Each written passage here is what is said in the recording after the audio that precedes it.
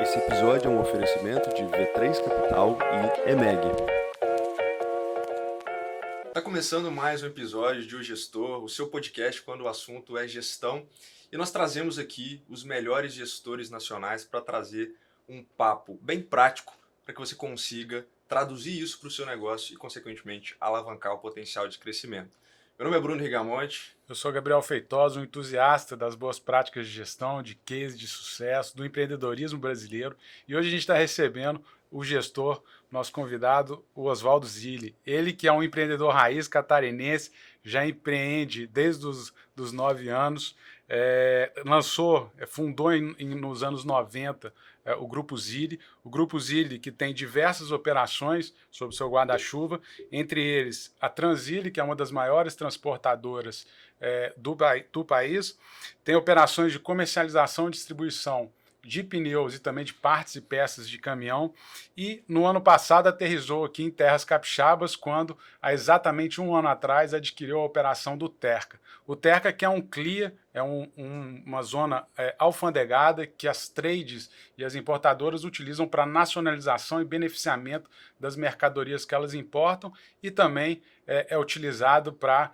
exportação para aqueles players que assim entendem como necessário. Oswaldo, muito obrigado pela sua presença. Fala um pouquinho mais sobre o Grupo Zilli para a gente, por favor. Boa tarde a todos. Eu que agradeço a oportunidade de estar aqui com vocês. Muito obrigado aí pelo convite. Bom, o Grupo Zilli é bastante badalado aí porque todo mundo conhece essa transportadora. Transportamos alimentos há 32 anos, a gente vai fazer agora aniversário dia 30 de abril.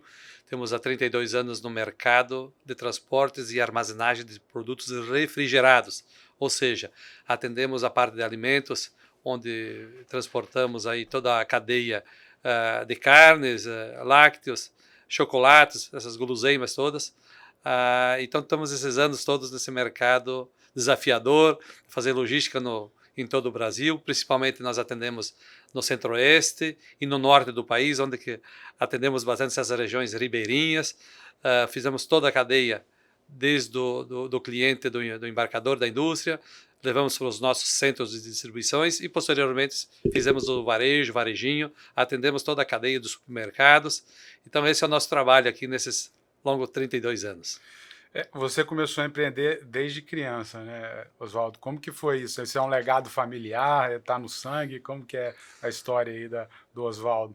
Eu comecei a trabalhar muito novinho. Na época, o primeiro quesito, filho de italiano, né? Tem que trabalhar, tem que produzir, né? Então, comecei muito novinho, trabalhando no posto de gasolina, com 8 anos de idade.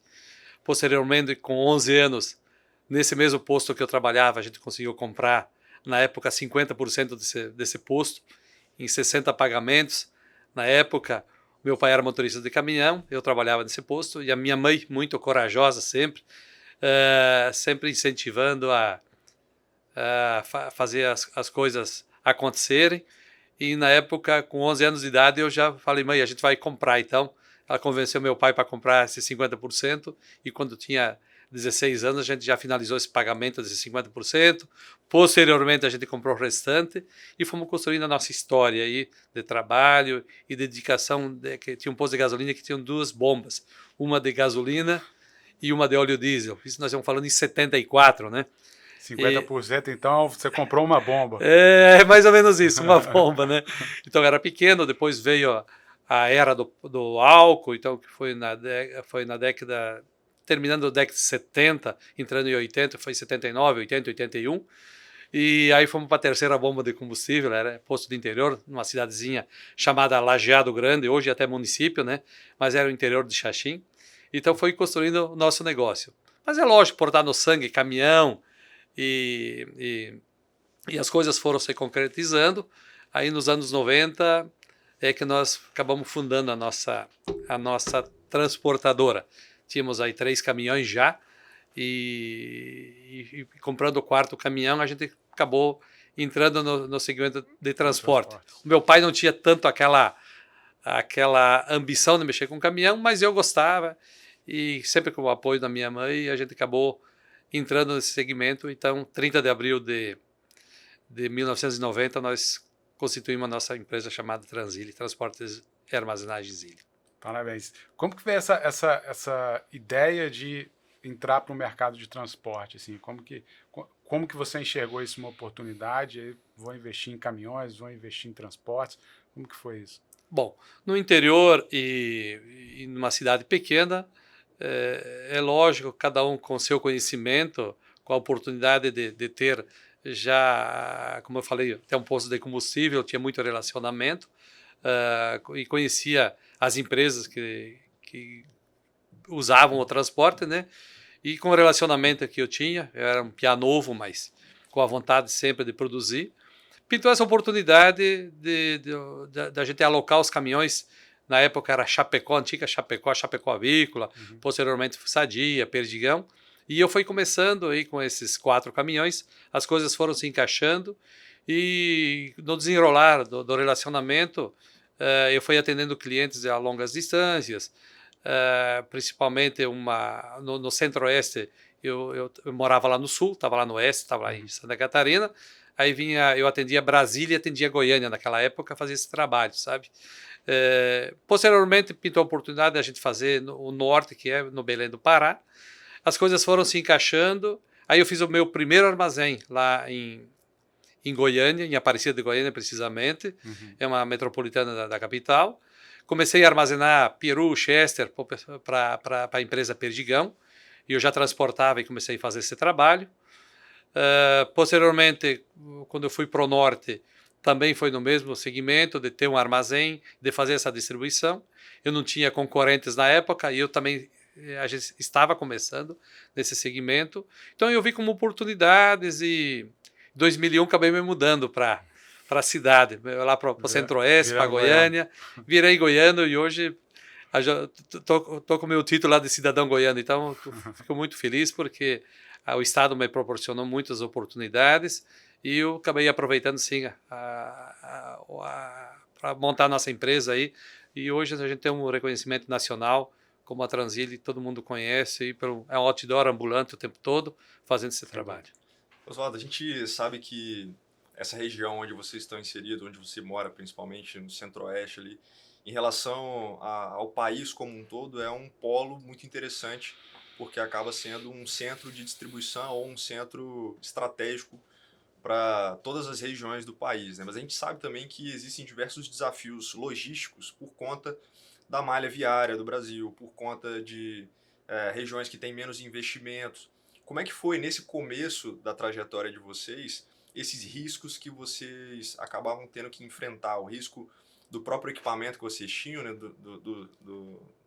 Dos caminhões, enfim, que era um risco próprio, mas também às vezes o risco da carga, que seria talvez um risco de terceiros. Como é que foi um pouco desse começo de vocês e esses riscos que vocês acabavam tendo que mensurar em relação ao que vocês encontraram no Brasil como um todo?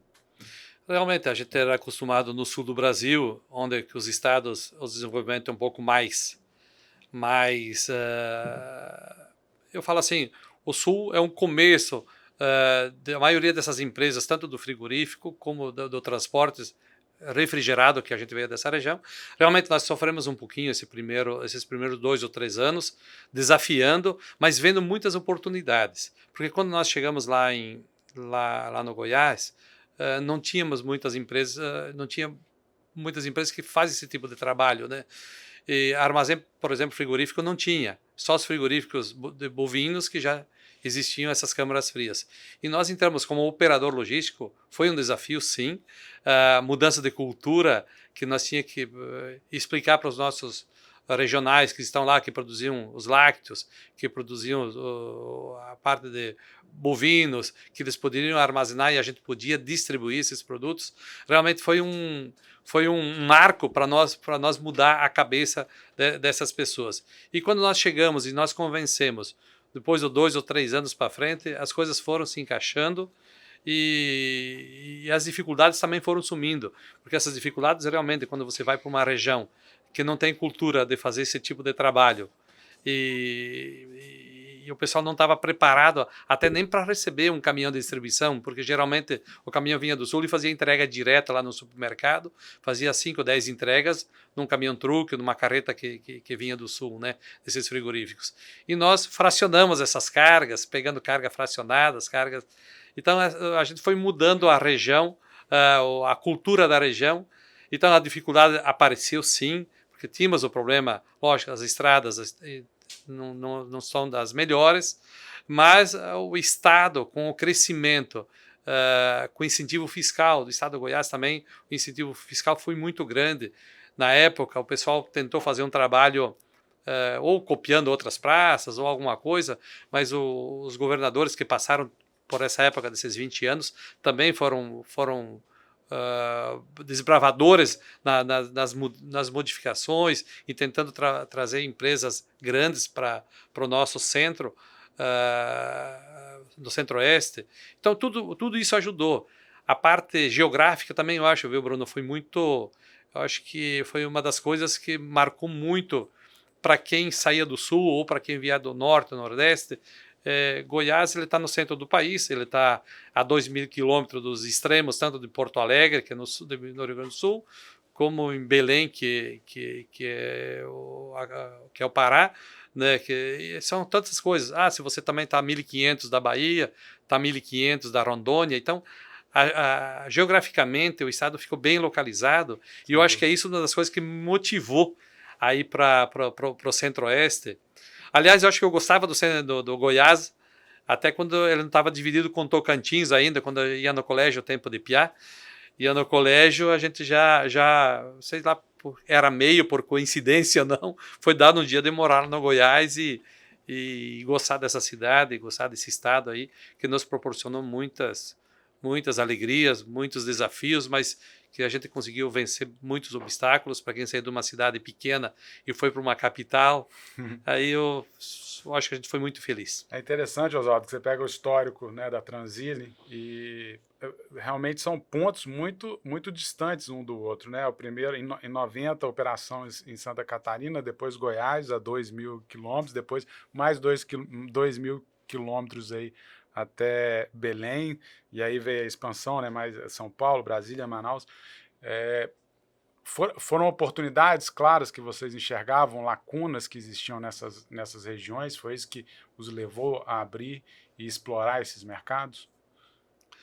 Eu, às vezes, quando penso, e às vezes a família que está junto conosco, às vezes até não entende eu gostar tanto de desafio, e eu até acho que a gente está nesse mundo aqui, de repente, sei lá, por uma missão. Eu até falo muito sobre isso. Eu acho que a gente está mais por uma missão do que pelo próprio trabalho, que tem coisas que chegam na vida da gente e que você até não esperava, e às vezes são decisões que você tem que tomar e é aquele momento. Então eu acho que eu estou por aqui por uma missão. Essas oportunidades que a gente teve de posteriormente ir para o Pará, eu acho que abriu muitas portas, até porque é realmente uma região muito carente, uma região com bastante movimento, com uma população grande, que é a capital e as metropolitanas, mas carente de serviço, de prestadores de serviço, de quem levasse lá os produtos realmente que eles iriam consumir.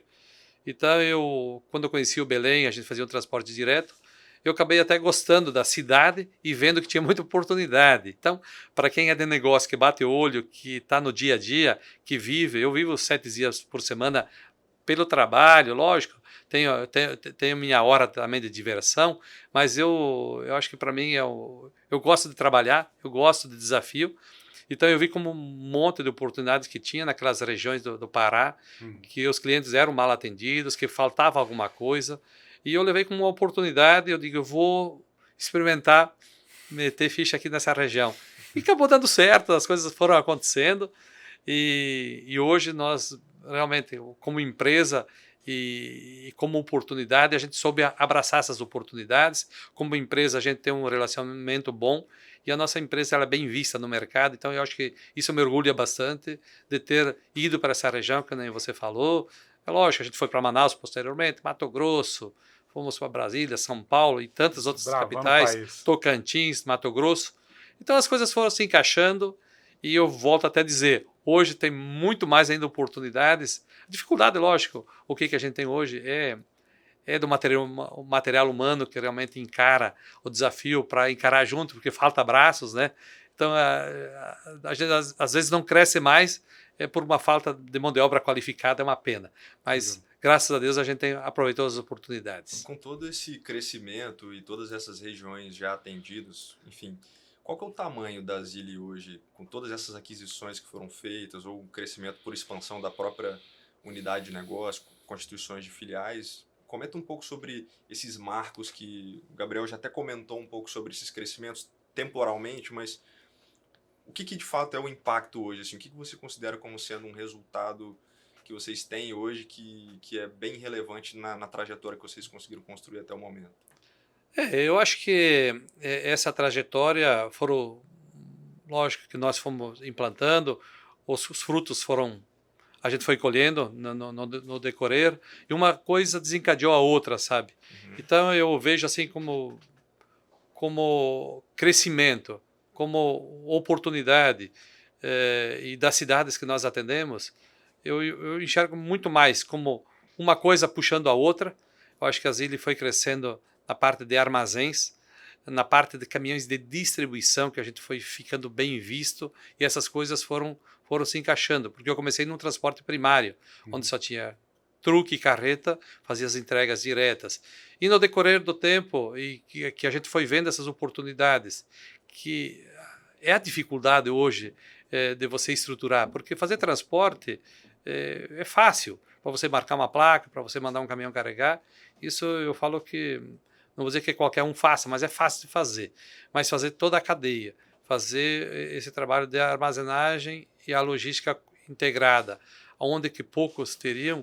Então eu vi que esses frutos a gente foi colhendo, o cliente foi pedindo e a gente foi implementando, e o crescimento está aí, o resultado aí, a gente cresceu satisfatoriamente, tanto imobilizando ativos, como os faturamentos nossos foram assim, crescendo aí 20% ao ano. Então é um crescimento bem acima da média nacional e sempre fazendo direitinho. Acho que nós temos orgulho disso. Tem um aspecto também que chama atenção, a gente vai falar um pouquinho sobre o Terca, mas antes de entrar nesse assunto, que você diversificou também na questão de comercialização e distribuição de pneus e de partes e peças de caminhões, né? Isso também foi outra necessidade ou fazia parte? Às vezes era uma dificuldade de comprar pneus para a frota e aí você viu nisso uma oportunidade. Como que funcionou? Porque você vê que todo o negócio da Zilli está muito voltado para a logística de distribuição, de armazenagem, e aí vem um negócio distinto que é distribuição e comercialização. Claro que tem serviços agregados semelhantes, mas de partes e peças de caminhão e de pneus também, né? Como é que foi essa diversificação? Gabriel, são coisas meio que ligadas ao transporte. Se você vai analisar, em 2013 a gente começou a fazer a distribuição de pneus lá no Centro-Oeste por uma oportunidade, pois eu já era um consumidor direto da Michelin e com o relacionamento comercial que a gente tinha, pintou essa oportunidade, eles estavam procurando um representante lá no Centro-Oeste. Nós acabamos abraçando essa causa. Eu nunca tinha vendido pneu, mas eu gosto de vender, sou um vendedor nato, gosto de vender, eu digo, por que não? Vamos experimentar. E aí nós iniciamos essa revenda de pneus, posteriormente montamos uma primeira nossa recapadora, e hoje a gente atende muito bem no Centro-Oeste e no Norte, com a Zilli Pneus, onde nós compramos e vendemos pneus, recapamos, temos 4 recapadoras nessas cidades, nesses estados. As coisas foram se encaixando, a própria Michelin comprou várias marcas de pneus também hoje, comprou Canso, comprou BF Goodrich, comprou outras marcas de pneus. Hoje a gente atende uma variedade de pneus, a própria Magion, a gente faz esse trabalho também de pneus agrícolas, pneus de tratores, caminhões, automóveis. A gente faz todo esse trabalho, vende serviço. Então, essa parte, às vezes, de serviço, quem é vendedor de produto, às vezes não gosta de misturar, mas nós misturamos, sabemos como é carente o mercado, mais uma vez, de prestação de serviço, de você fazer todo o processo dentro de uma recapadora, dentro de uma revenda, de fazer todo o trabalho de alinhamento, balanceamento, tantos serviços que são feitos para atender esses motoristas carreteiros que estão no dia a dia, automóveis, tratores. Nós temos uma região agrícola grande também, que é no estado de Goiás, Tocantins, nessa região do Pará. Atendemos muito a parte do agro, né? Então, acabou uma coisa ligando na outra. De certa forma, uma prestação de serviço, você acaba atendendo algum potencial concorrente seu em um outro negócio que você tem, de logística ou de transporte? Sim, você acaba fazendo. Você fica atendendo o próprio teu concorrente. E hoje todo mundo busca nível de serviço, né? Em qualquer uma das situações, pós-venda é carente, né? É um exemplo, se você comprar um produto, se der qualquer defeito, você quer voltar naquela loja que alguém te dê uma solução para aquilo que aconteceu, né? Se aconteceu alguma coisa. Então, eu acho que nós acertamos bastante, foi no nível de serviço. Então, essa revenda de pneus, esse segundo negócio nosso, aconteceu sim, foi por uma coisa ligada ao transporte e também a gente não saiu fora do que realmente a gente faz. É uma coisa bastante ligada. E a própria Transile acaba sendo um cliente grande da Zilli Pneus. Oswaldo, e aí você vem investir no Espírito Santo há exatos 1 ano atrás. Parabéns pelos 32 anos da Zilli e parabéns pelo 1 ano de operação do Terca. Como que o Espírito Santo estava no seu radar e como que você identificou essa oportunidade que foi a aquisição do Terca? O negócio do Terca, a gente às vezes se pergunta entre nós mesmos como é que a gente veio parar aqui no Espírito Santo, né? Uma bela cidade, uma bela região. Eu sou apaixonado por essa cidade aqui, vim todas essas vezes aqui no último ano e meio. Eu acho que quando eu assinei a carta de participação da negociação com o Grupo Gotia, já fazem aí, foi em julho, final de julho, acho que já vai fazer 2 anos, que a gente começou a negociação e, lógico, nós estávamos acertando o que tinha que fazer para concluir essa negociação do Terca, né? Tinha seus problemas, tinha suas coisas que estavam em andamento, e a gente sabe que o Grupo Gotia é um grupo muito, muito grande na época. De repente, eles já foram a maior trade do Brasil, né? Naquele movimento. E aí nós carregávamos produtos para garoto, matéria-prima, e a gente começou a carregar sim aqui dentro do Terca. A gente carregava já nesse meio tempo, mas eu nunca sabia, nem sabia onde é que era, né? Mas produtos que vinham de fora. Pois lá em São Paulo a gente já faz uma armazenagem e atende todas as fábricas da Nestlé, lá na matéria-prima que vão para as fábricas, né? Então, as coisas se encaixaram. Aí me interessei no negócio, vim conhecer o Terca, vi que tinha oportunidades. Eu já queria fazer alguma coisa aqui no Espírito Santo. Vários clientes já tinham me perguntado na parte refrigerada, na parte de frios, que ainda é bastante carente aqui, em armazém frigorífico, né? Eu diria que é totalmente carente, assim, né? A gente já conversou sobre isso. Tem uma necessidade de você procurar, acho que é dificílimo você encontrar armazenagem frigorificada, principalmente, né? Então eu vi essa oportunidade antes do tempo. Eu queria me instalar aqui, e coincidência ou não, aí tinha uns amigos, tinha uns colegas, vem para cá que a gente vai te dar o suporte. Acabaram me dando suporte, e eu vim para cá, gostei do negócio, vi que tinha oportunidades. É lógico, você vindo para uma terra que você não conhece, uma terra nova, tocar uma empresa de alfandegamento eu nunca tinha feito, mas eu digo, a gente aproveita, aprende rápido, né? Vamos tentar aprender. Então acabei acertando o Terca e, como você falou, temos fazendo 1 ano aí, amanhã, que a gente assumiu essa empresa e graças a Deus a gente foi feliz. Arrumamos um time bom para ajudar a tocar, demos continuidade no que estava sendo feito, mudamos o que a gente tinha que mudar, tentamos levar para dentro uma cultura nossa, não que seja certa, mas de trabalhar bastante também, de valorizar o nosso cliente, de fazer um pós-venda bom, de atender bem os nossos clientes.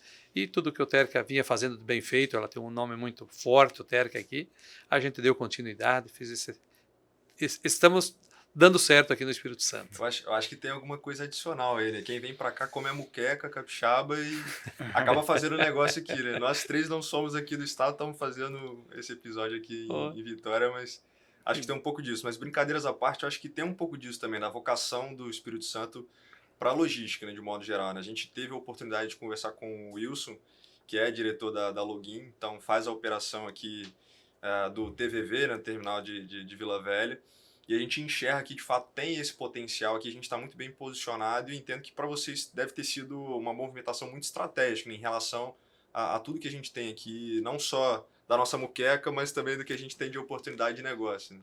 Tá certo, eu vejo muitas oportunidades aqui, sim. E quando você falou, o Estado cativa a gente, os incentivos fiscais vão ajudando, isso também acaba incentivando as pessoas, as empresas a vir para cá. Nós, como empresários, eu vejo que tem muitas oportunidades para crescer.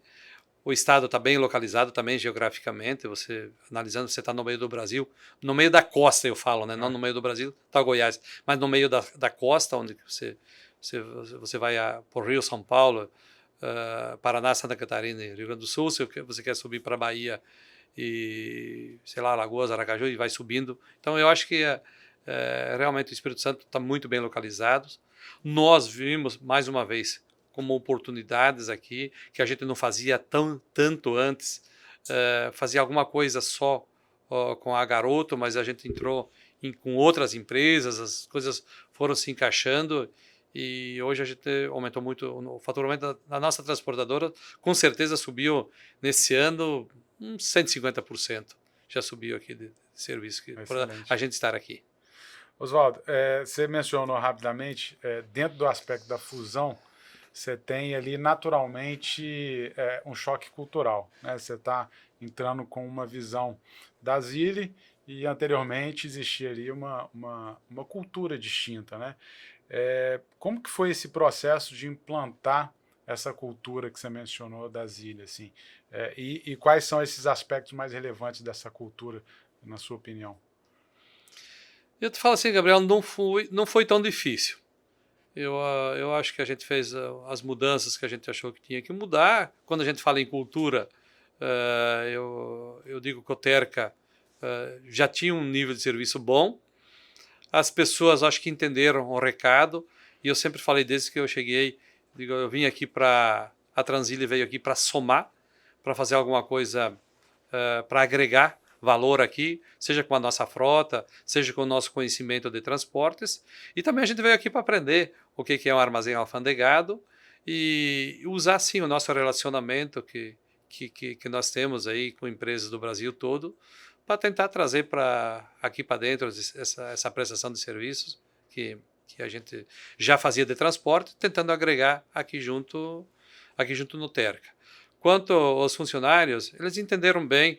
E eu falei, eu não vim aqui para levar nada, eu vim aqui para a gente, o dinheiro que nós ganhar aqui, vamos investir aqui, vamos fazer as melhorias e nós queremos crescer aqui no Espírito Santo, vocês confiam na gente, que a gente quer confiar em vocês.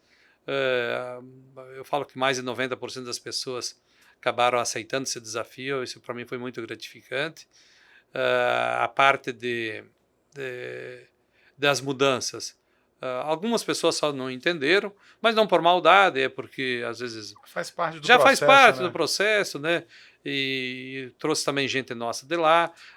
Eu acho que a gente deu muita oportunidade para as pessoas que estavam já dentro do Terca, aí, que tinham vontade de crescer, que às vezes estavam há anos dentro do Terca e não tinham oportunidades.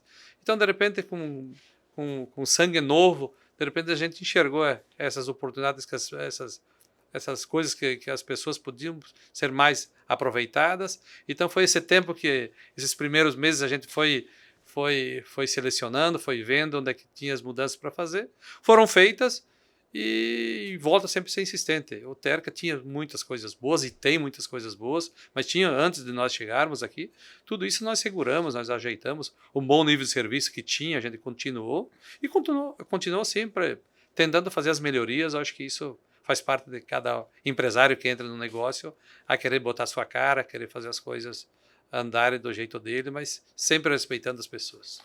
E quais são os traços culturais? Você já falou de foco no pós-venda, cliente. Quais são os traços culturais que você leva para qualquer negócio que você inicia, tanto quanto Terca, Jetlog, que foi uma aquisição que vocês fizeram? Quais são os principais traços culturais da Zilli? Eu acho que a Zilli tem essa cultura do atendimento, de valorizar o cliente, de valorizar os funcionários que estão no dia a dia. Eu acho que o nosso trabalho a gente cobra bastante. Na própria nossa revenda, de caminhões, que a gente começou aí há uns 2 anos, mas a nossa cultura de atender bem o nosso passante, quem entra na nossa empresa, seja um telefonema, seja onde for, é atender bem, é dar atenção para os nossos clientes. Acho que é a coisa mais importante. Falamos e pedimos muito para os colaboradores que trabalham dentro das nossas empresas, que realmente respeitam o consumidor, é quem chega na nossa casa, sempre respeitando, sempre atendendo bem, valorizando. Eu acho que é um negócio do ganha-ganha. E nós que estamos aqui por uma missão, porque a gente tem consciência que um dia a gente vai embora daqui, mas que as empresas continuem trabalhando, né? Eu acho que o meu maior desafio, eu falo para a minha equipe, de quem está no dia a dia, é de nós segurar essas empresas e fazerem elas se perpetuando no negócio, independente de quem vier tocar. As empresas elas têm que ficarem, porque acaba gerando emprego, acaba gerando renda. E para a gente já que está estruturado, que já não depende mais desse negócio, não tem maior satisfação de ver o cliente feliz, de ver o funcionário feliz, mesmo que nós vivemos num país turbulento, né, num país cheio de problemas, mas também temos muitas coisas boas no nosso Brasil. Então a gente fazer as coisas boas, atender bem o nosso time. Então acho que a nossa cultura, o nosso negócio, quando você fala da cultura da Transília, eu acho que eu queria mais ou menos colocar que no atendimento é a valorização do ser humano. Isso que você está comentando me fez lembrar de um livro que eu li recentemente, chama A Mentalidade do Fundador. É um livro que foi escrito pelo Chris Zook e James Allen, que são 2 sócios da Bain Company, que é uma consultoria internacional, e eles fizeram um estudo com diversas empresas para entender como que a figura do fundador, estando à frente dos negócios, consegue fazer com que esse negócio, em comparação com outros negócios que o fundador às vezes já saiu ou acabou fazendo uma transição não tão bem feita, como que isso gera um impacto muito relevante. Ele traduziu isso em algumas premissas, né? E acho que isso se comunica muito com o que você está falando, que está ligado com a cabeça de dono, a obsessão com a linha de frente, o atendimento de excelência ao cliente, de fato. E aí muitas empresas que entraram em algumas crises em função do crescimento, às vezes a empresa cresce muito e ela acaba gerando tanta complexidade que isso faz uma estagnação do crescimento. Às vezes uma empresa ela entrou numa estagnação e ela começa a deixar de crescer, né? Ela já não consegue entender quais que foram os gatilhos que levaram ela a de fato gerar o crescimento inicial quando o fundador às vezes estava à frente do negócio. E muitos outros negócios que a gente até conhece acabam entrando em queda livre exatamente porque não conseguiram reverter essa crise gerada pelo crescimento. Como que para você, estando à frente de várias aquisições, de vários crescimentos de forma orgânica, como que é isso hoje para você, a tradução da sua mentalidade? Você comentou que gosta de trabalhar 7 dias por semana, mas sempre mantendo um equilíbrio interessante porque o trabalho é relevante para você. Como que você consegue formar novas lideranças em cada um desses locais, tendo essa mentalidade que se traduz nisso que eu comentei? Bruno, eu acho que o nosso time, quando a gente vai fazer um negócio, eu procuro sempre envolver todo o nosso time. Mesmo que eu tenha opinião formada, mas eu gosto sim que todo mundo participa de uma decisão e que abraça a causa junto. Porque vamos comprar, vamos lá. Né? Quando você sai com essa pergunta para o nosso time lá, dizer lá, o que vocês acham? Vamos comprar? Eu acho que a gente podia comprar, mas aí quem vai tocar? Então precisa de vocês. Então eu acho que essas coisas eu procuro sempre sensibilizar quem está junto, seja os gerentes, quem está em redor do dia a dia, sabe da nossa luta, da nossa labuta do dia a dia e que sabe que valorizam o trabalho. Então eu acho que dentro da nossa empresa, dentro do nosso grupo, temos muita gente capacitada para fazer e eu acho que é isso que me encoraja a fazer. E quando você fala, olha, quantas empresas que crescem, lá no metade do caminho às vezes tropeçam, mas tropeçam às vezes porque não tem uma coisa bem definida. E há exemplo, o Paulo, que hoje é o diretor aqui do Terca, por exemplo, era diretor lá. Vimos como uma oportunidade. Paulo, você vai para o Espírito Santo, temos um desafio novo, vocês concordarem a gente comprar, e agora eu estou colocando para você essa oportunidade. Não, todo mundo arregaça as mangas e vai porque sabe do jeito da gente pensar. Como outras empresas que a gente comprou, com a JET, que né, você fez o comentário, Covés, em todas essas empresas tem gente de frente que pensam que nem eu penso. E quando você fala do crescimento, para não se perder no meio do caminho, realmente isso me preocupa bastante como empresário e dar continuidade. Eu casei um pouquinho mais velho, eu tenho um filho de 22 anos, e ele já está no negócio. Hoje ele cuida parte de caminhões, a revenda de caminhões. É lógico, estou amadurecendo ele, mas ele já tem um espírito, sabe que o pai trabalha bastante, se dedica, e a geração mais nova não é tão simples da gente moldar, porque está na época da tecnologia. A gente já veio de uma época mais que ainda era bastante no braço, né? Mas a gente vai aprendendo a mesclar, mas eles são mais tecnológicos. Mas eu ensino muito e falo muito para ele da importância de atender o cliente, da importância de fazer uma visita para o cliente, se convidar num jantar, se convidar num almoço, ou se tiver um problema, se estiver doente, se tiver com problema, de você estar presente, você tá se mostrando. Se você está assim, os problemas vão acontecer, como na vida pessoal da gente acontece, numa empresa acontece. Mas se você tiver um relacionamento, o medo de cair, ele já diminui bastante. E se esse pessoal que está trabalhando junto com você, se o cara vem com esse espírito, pode até, por uma maldade, alguém aprontar alguma coisa, mas 90% da chance de ganho, Bruno, de você ficar, de você não ter problema, não que não exista, mas eu digo, mas a chance diminui muito de você ter problema dentro da empresa. E aquele negócio de saber pelo menos todo dia o que você está faturando, o que você está gastando, eu acho que isso qualquer empresário, ou seja gerente ou diretor que esteja na frente, realmente ele tem que estar com esses números todos os dias na mão, porque existem as nossas sazonalidades no país, a economia varia bastante. Eu mesmo já passei por várias situações econômicas nesse país, muitas altos e baixos, né, que a gente passou, mas a gente sempre se preservou por viver o nosso negócio. Que quando você é um empresário e você abandona a partir da hora que você começa a largar e não vê mais números, realmente a chance de dar errado é grande. E para você arrumar substituto que enxerga tudo isso não é fácil. É só criando, é só mostrando para quem é diretor, para quem é gerente, que ele tem que cuidar os números diariamente, para que caminho a gente está indo, o que está acontecendo, você tem que estar realmente ligado. Então, eu demorei muito, acho, para dar uma volta tão grande para te dar essa resposta, mas eu acredito muito no trabalho, e quem está na frente do negócio está ligado o dia todo aí, que a chance de dar errado é quase nada. A gente teve com o Wilson, no episódio do Wilson, e ele explicando a prática de gestão de formação de lideranças dentro da Login. Uma empresa também de um porte muito grande, e ele faz a identificação nas principais linhas de liderança de pelo menos 3 substitutos, né? Você mencionou, por exemplo, o Paulo.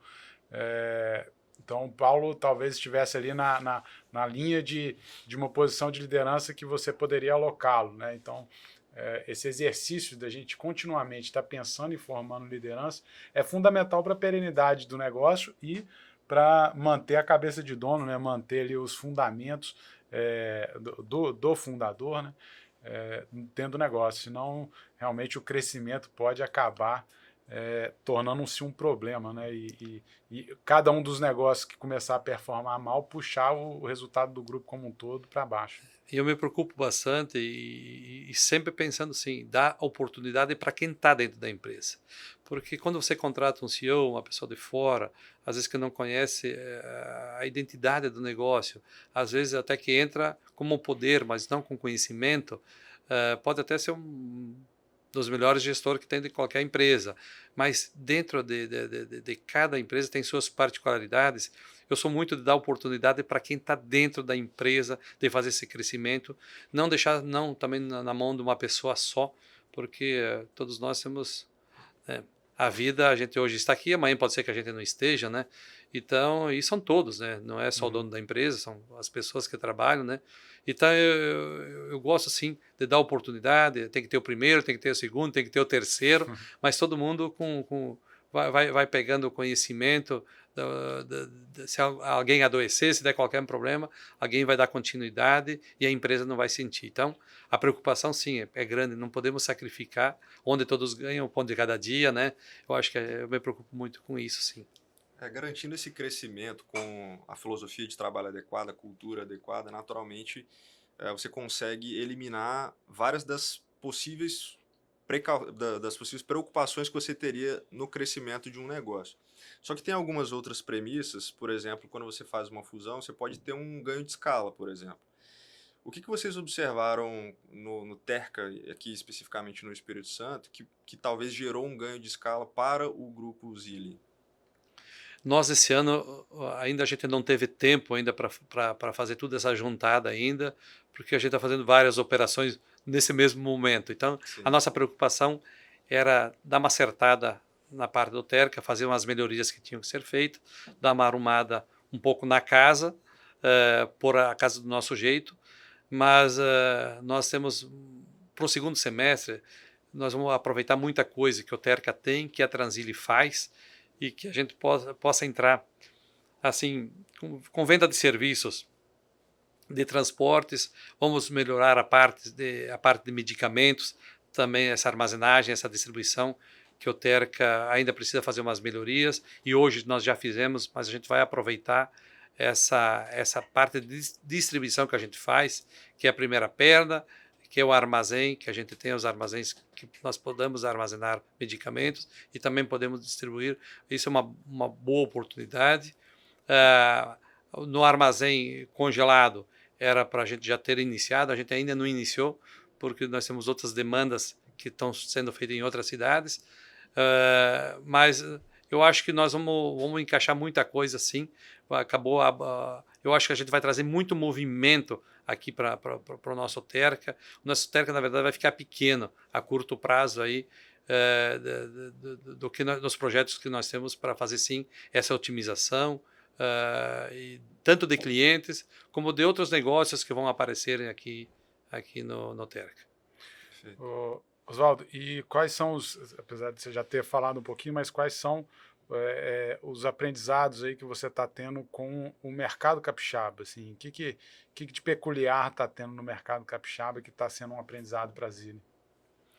Bom, eu falo que a Zilli entrou para aprender aqui, e como a gente nunca tinha mexido num armazém alfandegado, né, e só armazenagem, eu acho que tem muita coisa para a gente fazer aqui. Eu acho que o Terca vai poder fazer transporte daqui um pouco, o Terca vai poder comercializar produtos. Eu acho que o mercado capixaba que está aqui, de consumo lá não seja um mercado tão grande, mas a gente possa levar muita coisa daqui para fora que outros estados não têm, e que essas importações que são feitas por outros estados, ou que sejam as trades que estão aqui, da gente mandar para fora do nosso estado aqui. Então eu vejo muita oportunidade para quem está aqui dentro, para nós que enxergamos um pouquinho todo o Brasil. Eu te falo que o mercado capixaba, que os produtos que são importados aqui pelos capixabas aqui, a gente pode fazer, vamos até lá perto tanto no Iapoque como no Chuí aí no sul, mas a gente pode levar produtos para essas regiões aí. Sem dúvida. A gente esteve conversando também ainda no campo da logística com o Wilson novamente sobre o aspecto da BR do Mar. De certa forma, ele estava até explicando para a gente, né, que a questão da BR do Mar ela tem um impacto talvez ali para o transporte de mercadorias pela costa, mas nem tanto para dentro do Brasil, que é talvez um dos diferenciais competitivos aí da Zilli. Como que vocês estão enxergando essa possibilidade da BR do Mar, da gente ter mais cabotagem, ter um fluxo de cargas maior, por exemplo, de Manaus? O Terca tem a Zona Franca de Manaus, a única operação da Zona Franca de Manaus no estado. Como que vocês olham para esse viés que a gente está tendo de desenvolvimento da logística, de aprimoramento da logística no país como um todo? Assim? Quais são as oportunidades e desafios que vocês estão enxergando?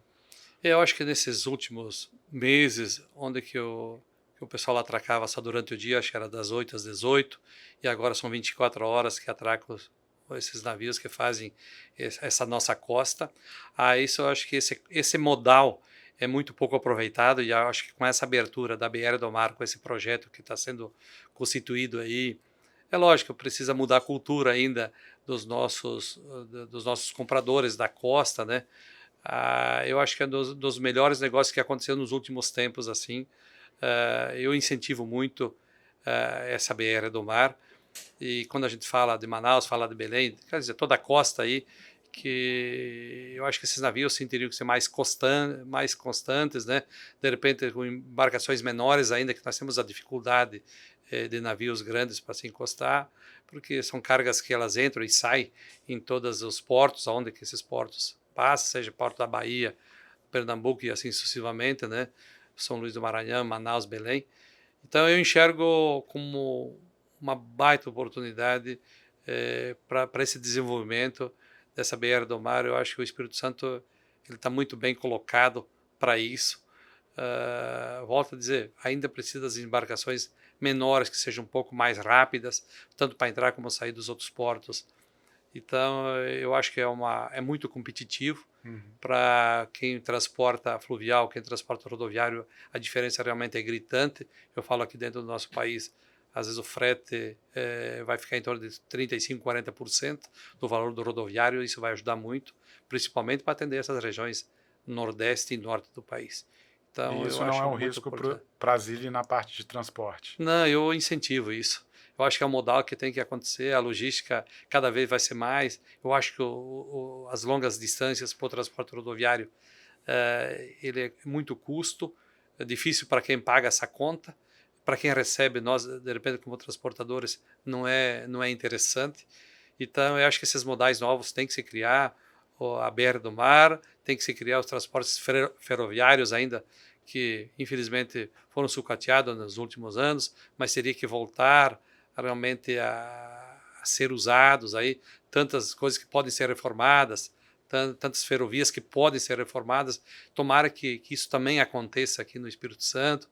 A gente sabe que no Centro-Oeste, com a Rumo, com o pessoal, com essas privatizações, de repente vêm os investimentos externos ou de empresas que querem fazer, mas nós sabemos que nós temos muitas ferrovias aqui que foram desativadas, que com certeza custaria 20% ou 30% de fazer uma nova, de fazer elas renascerem novamente, eu acho que no estado do Espírito Santo, aí eu tenho certeza que seria um ótimo ganho, porque eu vejo, por exemplo, muitos produtos saírem do Centro-Oeste, da região do Mato Grosso, da região do Goiás aqui, que hoje vão a Santos ou descem para Paranaguá, em função das ferrovias. E nós temos as ferrovias, sei lá, até Belo Horizonte, de repente de Belo Horizonte aqui para o Espírito Santo, que são em torno, sei lá, aproximadamente uns 500 quilômetros. Se essas ferrovias também viessem para cá, você imagina o estado do Espírito Santo. Transporte rodoviário, transporte ferroviário e BR do Mar, para fazer esses deslocamentos de produtos. Você imagina o crescimento desse estado aqui. Tomara que os próximos sei lá, governadores, presidente, quem for, a equipe enxergasse um pouquinho para a logística, que de repente, eu acho que nós estamos deixando as coisas escaparem, né? Mas o Espírito Santo é só reativar tantas coisas que estão paradas. Eu acho que ficaria bom, eu acho que eu não tenho medo, não. Eu incentivo a mais esses dois modais que estão um pouquinho estacionados e, quem sabe, tem oportunidade para fazer eles. Oswaldo, isso que você está comentando me gera uma curiosidade. Vocês já tiveram a oportunidade de diversificar para prestação de serviço, distribuição de produtos com peças, enfim, medicamentos, diversificação de estados, enfim. O que está no radar de vocês hoje? Isso que você comentou de cabotagem, enfim, de utilização de outros modais ou até mesmo de outros negócios que possam ter sinergia com o que vocês já fazem hoje. O que está no radar de vocês em relação ao que existe aí para o futuro, para ser criado no futuro? O nosso país ainda é um pouco inseguro, né? Nós temos uma insegurança jurídica muito grande do que vai acontecer. Nós temos um problema dessas eleições desse ano, é bastante turbulenta, né? Bastante coisas aí que a classe empresarial, nós como empresário, a gente se preocupa muito andar para trás com a regressão do país, né? Então a gente se preocupa muito com isso. Mas tomara que caia na mão de pessoas certas, que eu não tenho dúvida que eu vejo muita oportunidade para nós aí, como para responder a tua pergunta, para o crescimento quando a gente fala em modais diferentes, de nós realmente trazer levar o produto ou trazer para as empresas, para os centros consumidores, com um custo mais barato. Eu acho que o nosso custo hoje ele é muito caro, principalmente no rodoviário, perde-se muita competitividade. E às vezes a gente deixa de fazer negócios que seria até, naquele momento, até carente em certas regiões, a gente procura deixar de fazer esperando que saia alguma mudança. Por exemplo, nós tivemos esses grandes aumentos de combustível, aí acaba te desincentivando a crescer no nosso rodoviário, né? Mas tem um outro lado, para responder um pouquinho melhor, tem o lado da armazenagem. Nós estamos criando mais pontos de atendimento mais perto das cidades, das capitais, para atender nosso cliente mais de perto. Pensando, sim, que a gente consiga fazer uma transferência e de lá fazer toda essa distribuição. Então, enxergando pelo nosso crescimento, pelas oportunidades que tem, nós queremos estar mais perto dos centros consumidores, principalmente nessas capitais do norte, essas capitais que abrangem aqui na região leste, que é a região do Mato Grosso, descendo pelos dois Mato Grosso, Rondônia e Acre, focado em cima da gente estar mais presente com os nossos armazéns. Continuar com o que vocês já têm muito bom no negócio, mas ampliar isso. Vocês pensam em outras regiões fora do Brasil também?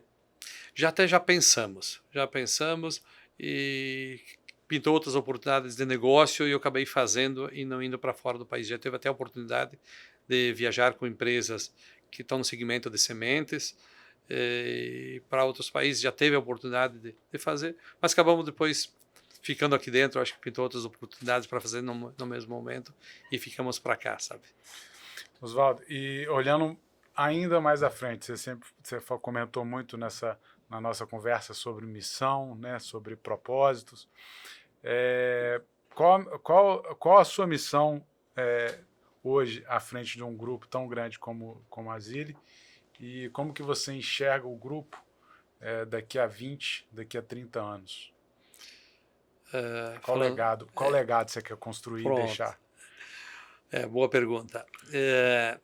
Lógico, como eu falei, é uma missão, mas a minha preocupação é realmente que as pessoas derem continuidade quando a gente vai envelhecendo, ou a gente não estar mais aqui, lógico, para quem tem família, sempre pensa que os filhos têm que dar continuidade no nosso negócio. Então, a minha preocupação é que se dê continuidade, é montar sim uma equipe focada em manter essas empresas funcionando, montar uma equipe boa de gerentes, diretores, quem tiver em redor da gente, que sempre pense em dar continuidade do trabalho que eu tentei fazer, que eu tentei colocar, até que a gente estiver na frente do nosso negócio. Então, a minha preocupação hoje é que a gente arruma o nosso time, que o nosso time continue fazendo as empresas andarem. Eu acho que o nome da gente parece que tá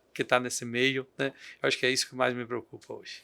E como que, trabalhando bastante, tendo muita preocupação de diferentes localizações, diferentes negócios, diferentes setores, como que você consegue não ficar exausto ou ser puxado para baixo por uma eventual sobrecarga de trabalho, enfim?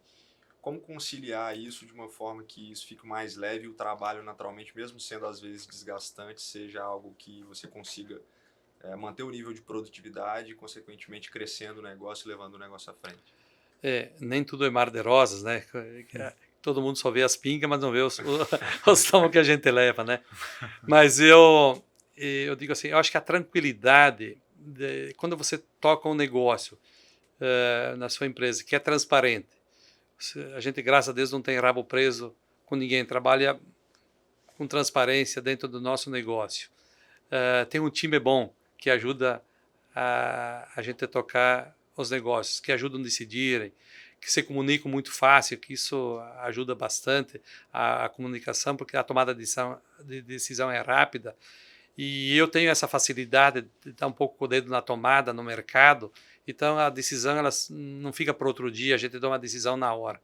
Então, eu volto a dizer, eu não sinto cansaço, por incrível que pareça. Tu fala, Oswaldo, você cansa? Não, eu acho que eu tenho uma energia boa, eu sou muito do bem, eu sei que eu aperto toda a minha equipe o tempo todo, a gente fica dando corda aí porque precisa se movimentar, mas eu também sei a capacidade que o nosso time tem para também tocar, então eu tenho essa tranquilidade. Eu acho que isso que me tranquiliza, né? A locomoção nossa é rápida, as regiões que nós temos até elas são longes, mas a gente consegue se deslocar rapidamente, então isso nos ajuda bastante de ter um transporte nosso próprio, que a gente consiga se deslocar, então isso ajuda bastante.